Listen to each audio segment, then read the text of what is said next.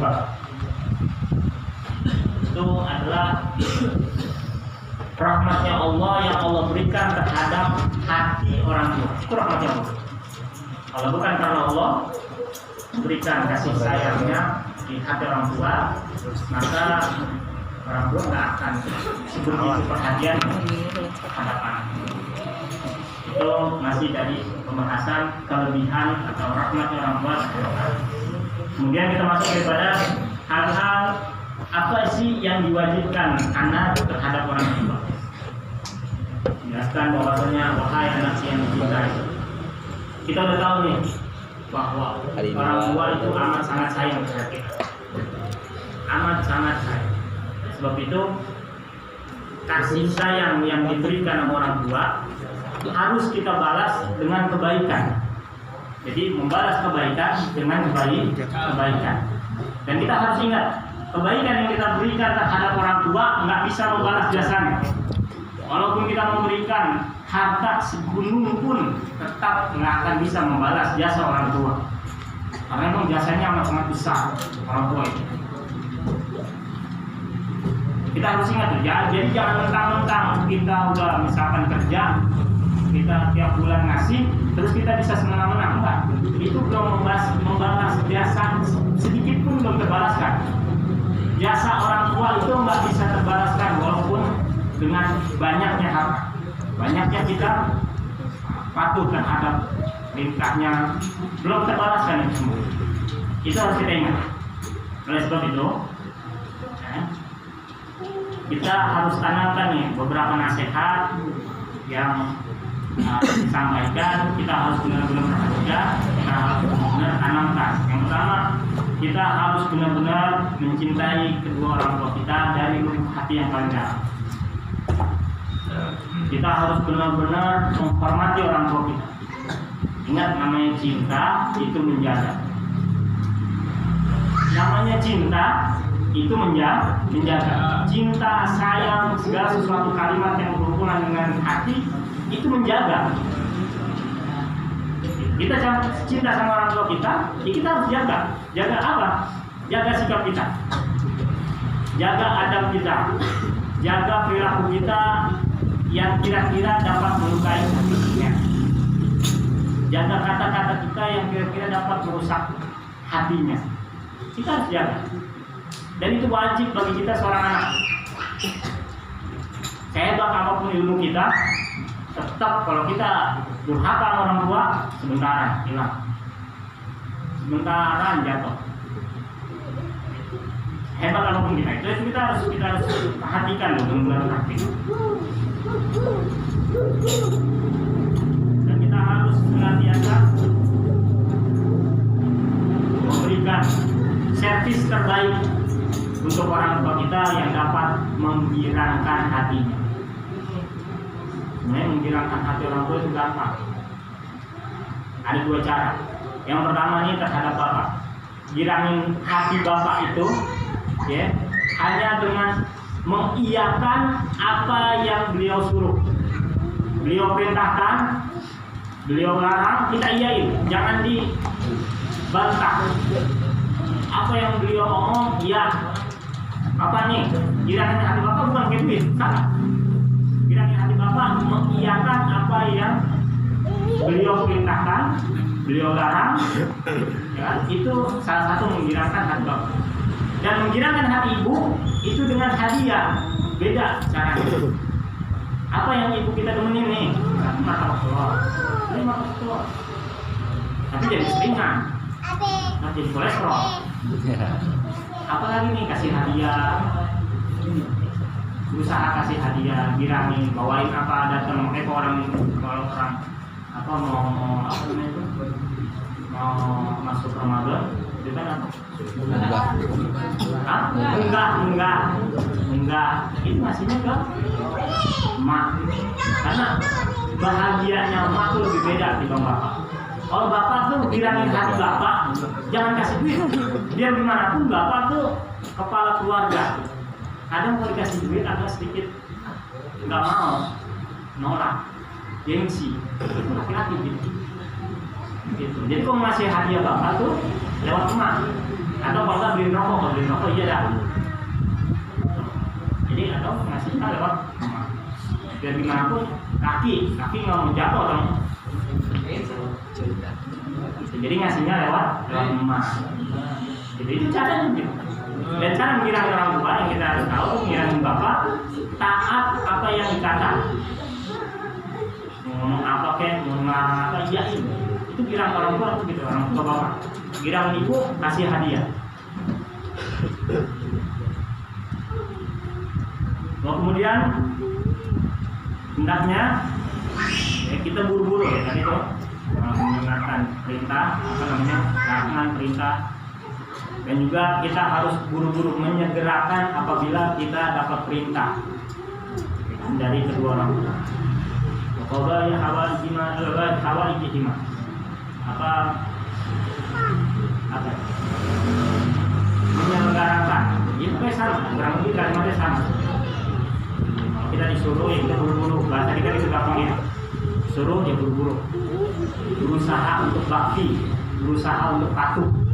Pada saat kalimat lontaran perintah keluar dari orang tua kita, baik ibu atau bapak.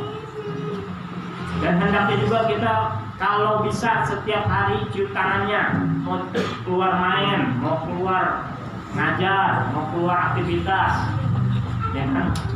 Mau kemana kek? Kalau bisa keluar itu, ya cium tangannya.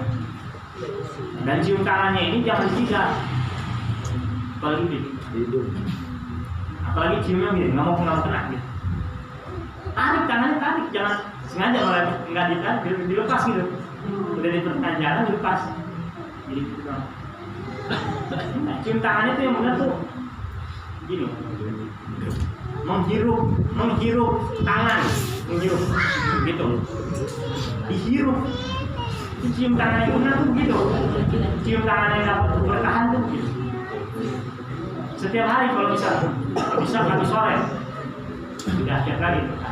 Dan bukan hanya cium tangan itu apa? Kita menemui kedua orang tua kita itu dalam keadaan tersenyum. Menurut enggak, tapi tersenyum. Kalau bisa, ini anjuran, ya kan? Untuk kita mendapatkan keberkahan lebih dari orang tua seperti ini, cium tangannya, buru-buru melaksanakan perintahnya, ya kan? Menemuinya dalam keadaan tersenyum. Sebagaimana yang kita udah bahas, kan? Kalau misalkan diajak ngobrol orang tua diri, kita diri, jangan duduk. Orang tua duduk, diajak ngobrol, kita duduk, jangan diri. Jangan misalkan orang tua duduk, diajak ngobrol, kita diri, songong, kurang ada. Kita lagi diajak ngobrol, orang tua diri, kita duduk, kita diri. Itu adalah adab, akhlak yang baik terhadap orang tua. Nah, ini kadang salah nih. Makanan ini kaum milenial salah, takutnya mau guru, orang tua agak. Beradabnya sama guru, sama orang tua agak. Ini salah. Sampai dikatakan sama salah satu ulama besar, dia mengatakan, saya heran sama orang sekarang, pergi jauh-jauh nyari wali, padahal di rumahnya ada wali. Ada orang yang berceramah, siapa? Orang tua. Ini ibu. Ini Musa.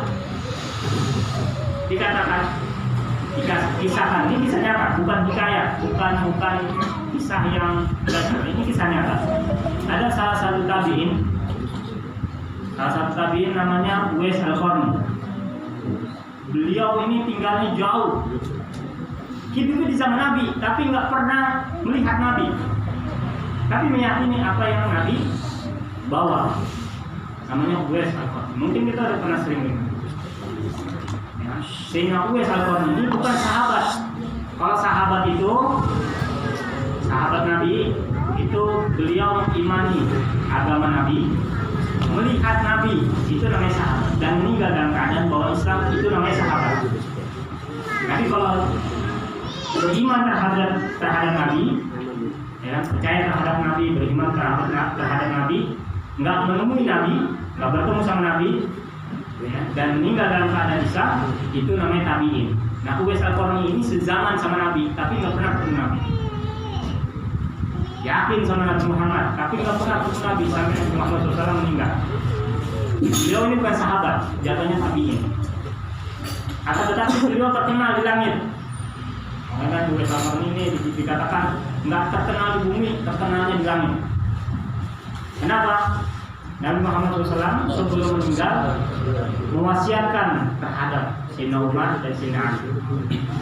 Wahai Sayyidina Umar dan Sayyidina Ali, pergilah kau mencari orang yang bernama Uwais Al-Qarni dan mintalah doa untuk mengampuni kalian berdua. Mungkin bingung nih sahabat, siapa nih Uwais Al-Qarni? Jadi setiap tahun terus setiap ada umat Islam yang berhaji ke Mekah itu ditanya masih nomor satu-satu, apakah di tahun kalian ada yang namanya Uwais Al-Qarni? Ada. Tanya lagi, setiap orang yang datang ditanya. Itu sampai benar-benar mendapatkan Sayyidina Uwais Al-Qarni, Sayyidina Ali dan Sayyidina Umar. Ditanya apa keistimewaan engkau sehingga Nabi ini memerintahkan kami untuk minta doa. Apa? Saya nggak punya ibadah apa-apa, saya nggak punya doa apa-apa. Saya hanya satu yang saya kerjakan. Saya berbakti terhadap orang tua. Saya berbakti terhadap ibu saya. Saya hanya melakukan hal berusaha melakukan hal yang terbaik, menservis yang terbaik untuk ibu saya. Nggak ada hal lain yang saya kerjakan. Disitulah Sayyidina Umar dan Sayyidina Abu Bakar mengatakan, Sayyidina Umar dan Sayyidina Ali mengatakan, inilah kenapa engkau dimuliakan oleh Nabi Muhammad. Tidak terkenal bumi, tapi terkenalnya di langit. Sayyidina Uwais Al-Qarni. Ini buat pukulan buat kita nih. Ya kan, jangan ngajinya rajin kayak kita di mana berada. Pesingan mangklik, tapi sama orang tua, sama emak, sama bapak masih ilah begitu. Nggak boleh gitu, berusaha. Kita ini belajar bareng-bareng. Ya kan? Kalau ada yang seperti itu kurang-kurangin. Ya, bisa nggak dikurang-kurangin? Kurang-kurangin sama orang tua, jangan gitu. Dan jangan malu. Kadang orang malu, cium tangan orang tuanya di depan umum malu. Oh heran, nggak perlu malu. Cium tangan nih, misalkan kamu ketemu orang tua di jalan, ya kan, ketemu orang tua, cium tangan aja, ngapain malu sama orang? Jangan malu. Kadang ada orang seorang anak nih malu cium tangan sama orang tuanya. Cium tangan aja, ngapain malu?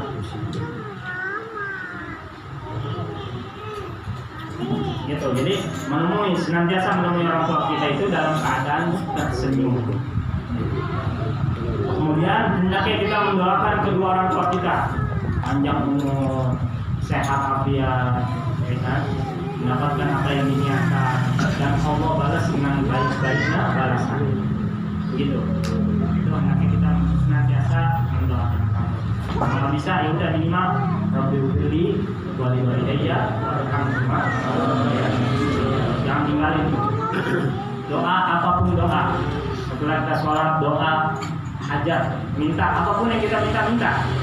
Ya Allah, lancarin urusan saya ini. Nggak bisa pakai bahasa Arab, pakai Indonesia. Ya Allah, saya pengen ini, berikan yang terbaik buat ini. Ujungnya jangan lupa salah satu untuk menembus daripada langitnya Allah, yakni doa, itu adalah dengan kita mendoakan orang tua. Jangan lupain.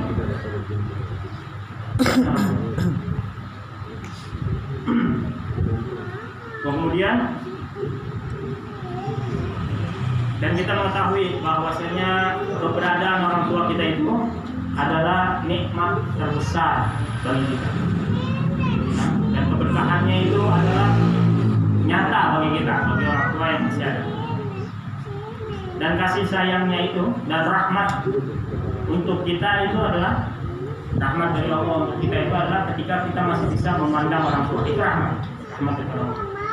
Bisa dikatakan walaupun azim. Dan pada saat kita memandang orang tua itu adalah ada pahala yang amat sangat besar. Sebagaimana hadis Nabi Muhammad SAW, "Amin rajulin yanzuru ila wajhi walidayhi nazara rahmah." Tidaklah seorang memandang kedua orang tua, wajah kedua orang tua dengan pandangan kasih sayang, dengan pandangan nggak ada gedek, nggak ada kesel, dengan pandangan polos, ya kan? Illa katallahu lahu biha hajatan maqbulatan mabruratan. Kecuali orang tersebut ya yang memandang orang tua itu dengan hati yang nggak ada kesel, nggak ada gedek, nggak ada enak sama orang tua. Ketika kita memandang wajah orang tua, tidaklah kita memandang kecuali kita dapati pahala seperti pahala pergi haji yang diterima hajinya, yang hajinya mabrurah, haji yang mabrur. Kayak dikatakan ada yang bertanya pada para ulama, mal afdal an-nazar ila Ka'bah wa fi an-nazar fil Ka'bah wa nazar fi walidain. Apa yang paling afdal, yang paling baik, memandang Ka'bah atau memandang kedua orang tua? Kemudian para ulama menjawab, yang paling afdal adalah memandang wajah kedua orang tua. Afdal memandang wajah orang tua tapi nggak ada kesal, mandangnya nggak ada gedek, nggak ada dongkol, gitu, nggak mandang. Kalau misalkan ini bu ini nggak gitu, nggak gergetan, tapi mandangnya polos, mandang kedua orang tua kita. Ini istimewa nih buat umatnya Nabi Muhammad SAW. Cuma mandang kedua orang tua kita doang, mandang orang tua kita doang ini yang masih ada dah, ya kan? Itu lebih baik dan Allah catat pahala bagaimana dia seakan-akan itu melaksanakan haji, yang mana hajinya itu diterima oleh Allah Subhanahu wa Ta'ala, bukan umroh haji.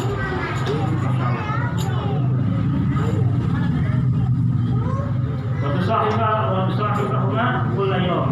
Hendaknya kita bersalaman setiap hari, cium tangannya, dan juga hendaknya kita bermusyawarah atas perkara-perkara kita.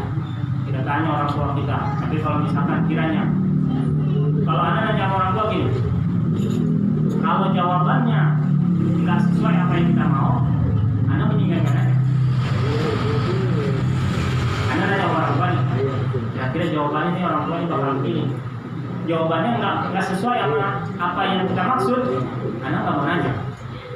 Ketimbang kita kualat, kita ditanya nih, menurut bapak, menurut emak gimana?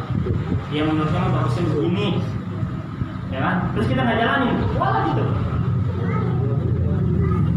Masuk sama guru, anda juga nggak pernah mau nanya sama guru, kecuali suatu hal yang mentok. Kalau guru anda nggak pernah mau nanya. Ada hal mentok baru nanya. Jadi kalau nggak mentok, udah kita sendiri aja yang jalan. Khawatirnya kalau udah dikasih saran kita nggak jalanin, itu kualat kok gitu. Makanya nggak pernah mau nanya. Kecuali beberapa penting mentok baru kita nanya solusinya bagaimana. Hendaknya kita tuh bermusyawarah dengan orang tua kita, baiknya bagaimana. Dan kalau udah dikasih saran, upayakan sarannya jalanin. Jangan diterobos. Dan juga kalau misalkan bagi orang tua nih, kalau udah melarang kita buat main sama sebulan, jangan pulang malam, atau melarang kita keluar, kalau bisa jangan keluar, supaya itu jangan keluar. Pasti kualat nantinya kita, dan itu kita nggak bakal terasa.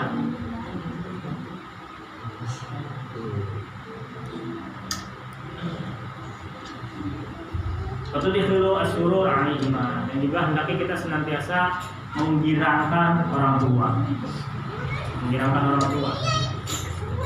yang tadi tuh, girangin orang tua nggak harus senantiasa dengan duit, dengan kita bayarin, dengan kita ada bercanda, kan misalkan lagi bubat nih, bercandain, bertawa.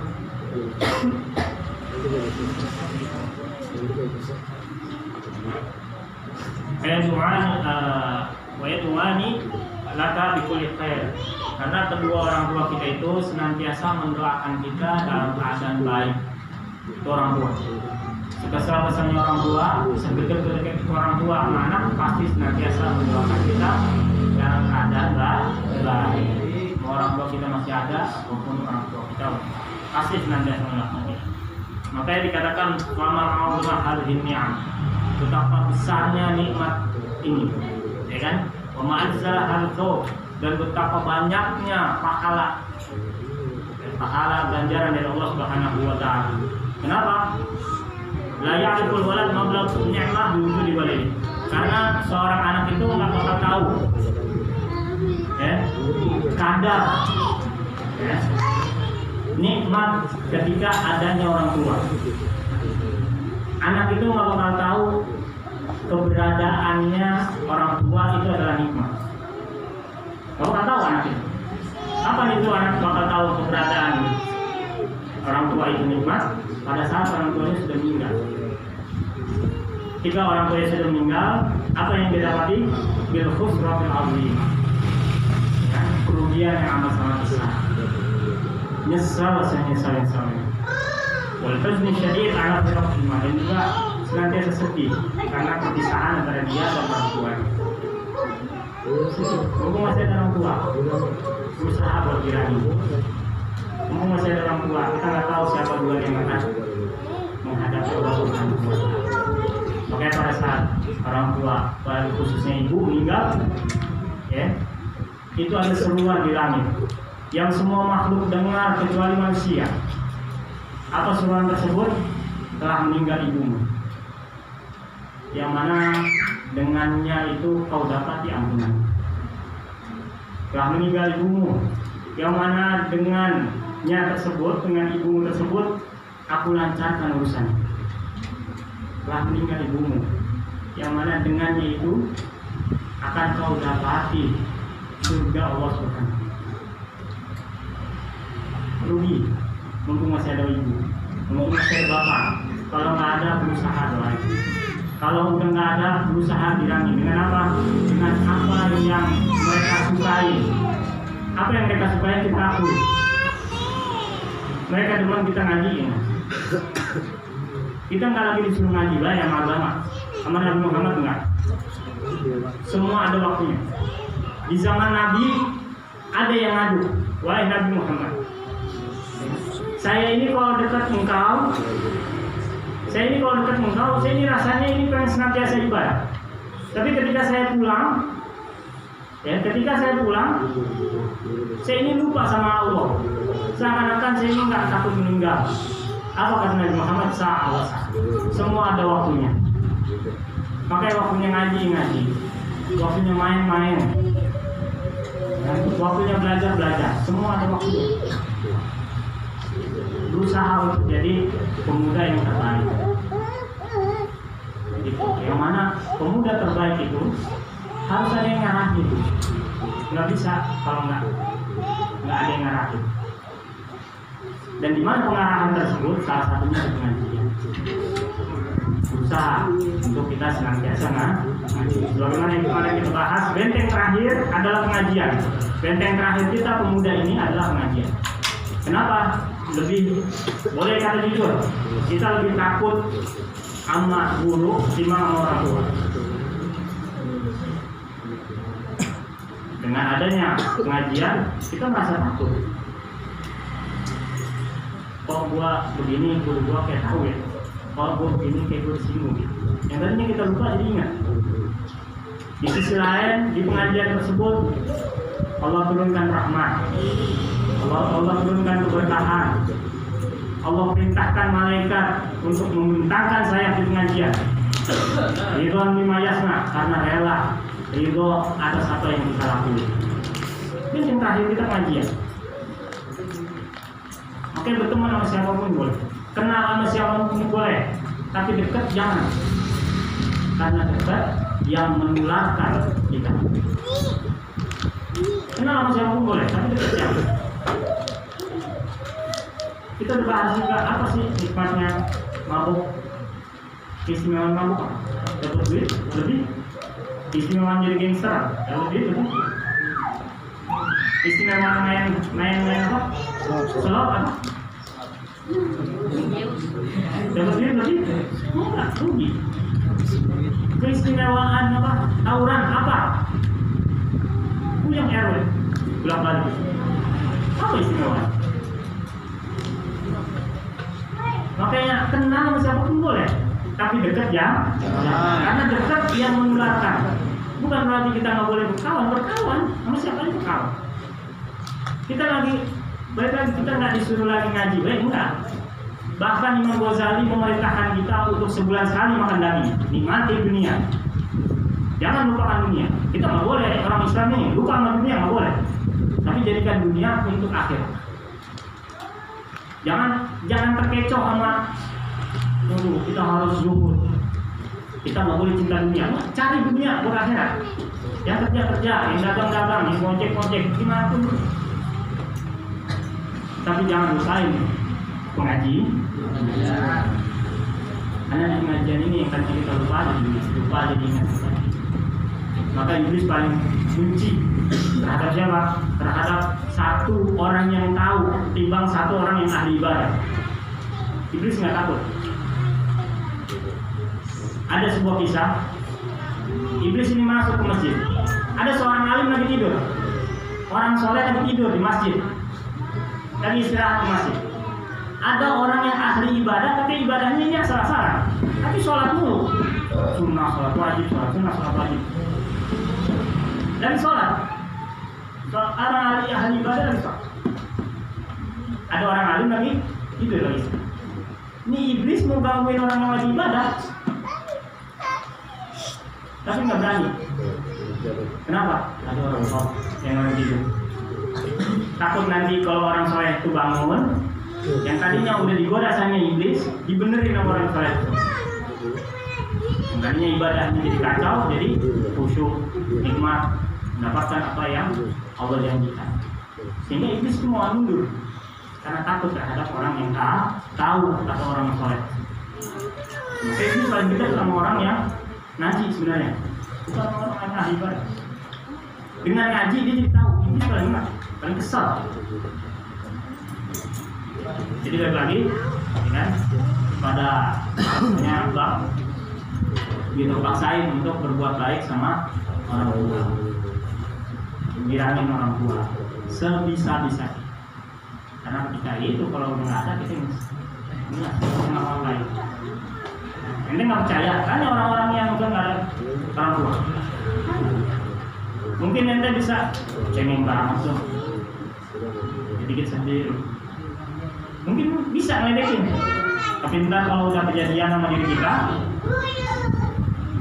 nyesel, rugi.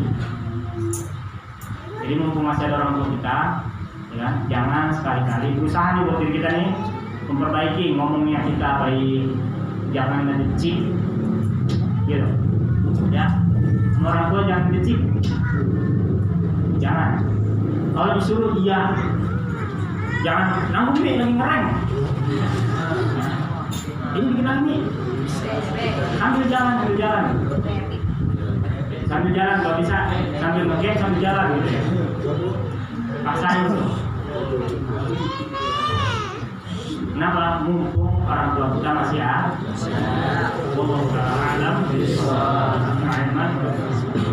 Sedikit tapi kita mendapatkan keberkahan lebih, kita mendapatkan keberkahan kepada Allah Subhanahu wa taala. Amin ya rabbal alamin. Bismillahirrahmanirrahim. Bismillahirrahmanirrahim. Walillahil hamdu.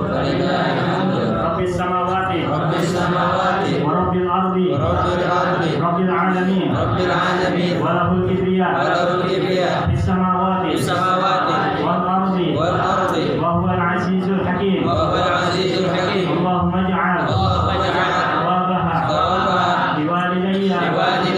ya Malik ya Qadir ya man la syarika lah ala wazir salli ala Muhammadin nabiyyi wa ghfir li wa walidayya alhamdulillah ala ni'matil islam wa kafa biha ni'matin alhamdulillah alladhi ja'alana من أمة محمد صلى الله عليه وسلم الحمد لله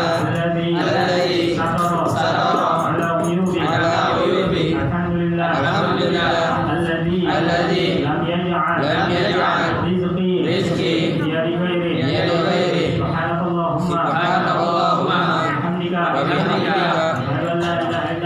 أشهد أن لا إله إلا أنت أستغفرك وأتوب إليك. النبي صلى الله عليه وسلم أفضل ما قلت له أنا ونبي من قبلي لا